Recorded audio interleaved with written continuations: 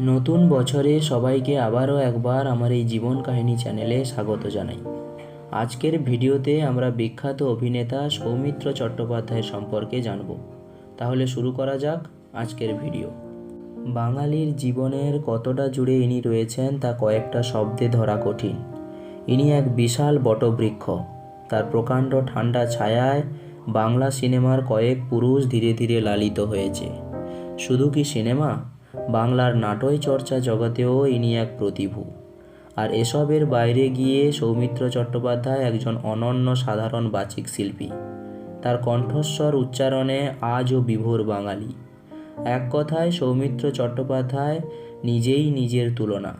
ইনি কার্যত বাংলা ও বাঙালির জীবনে এক যুগপুরুষ।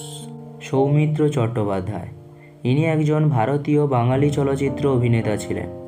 অভিনেতা হিসেবে ইনি কিংবদন্তি, তবে আবৃত্তি শিল্পী হিসেবেও এনার নাম অত্যন্ত সম্ভ্রমের সাথেই উচ্চারিত হয়। এছাড়া ইনি কবি ও অনুবাদক ছিলেন। এই মহান অভিনেতার জন্ম 1935 সালের 19শে জানুয়ারি। এনার আদি বাড়ি ছিল অধুনা বাংলাদেশের কুষ্টিয়ার শিলাইদহের কাছে কয়া গ্রামে। এনার পিতামহ মোহিত কুমার চট্টোপাধ্যায় এবং মাতামহ আশালতা চট্টোপাধ্যায়। এবার আসি এনার শিক্ষার বিষয়ে। সৌমিত্র পঞ্চম শ্রেণী পর্যন্ত পড়াশোনা করেন কৃষ্ণনগরের সেন্ট জনস বিদ্যালয়ে।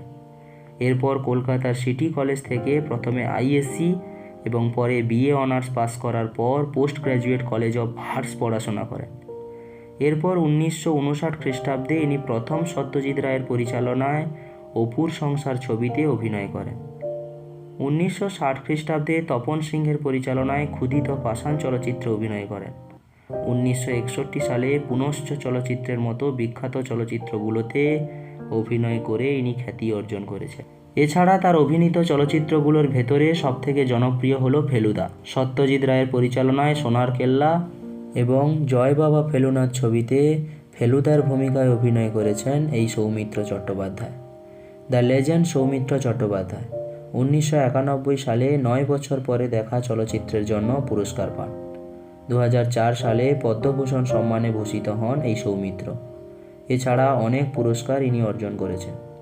যাই হোক, এই উজ্জ্বল নক্ষত্র সৌমিত্র চট্টোপাধ্যায় সুদীর্ঘ 60 বছরের চলচ্চিত্র জীবনে 300-র বেশি চলচ্চিত্রে অভিনয় করার পর 2020 সালে 15ই নভেম্বর দুপুর 12টা 15 পশ্চিমবঙ্গের কলকাতার বেলভিউ হাসপাতালে স্ত্রী দীপা চ্যাটার্জি এবং এক ছেলে ও এক মেয়েকে রেখে চিরদিনের জন্য পৃথিবী থেকে চলে গেলেন দ্য লেজেন্ড সৌমিত্র চট্টোপাধ্যায়। ভিডিওটা ভালো লাগলে প্লিজ সবাই একটা লাইক করে দাও।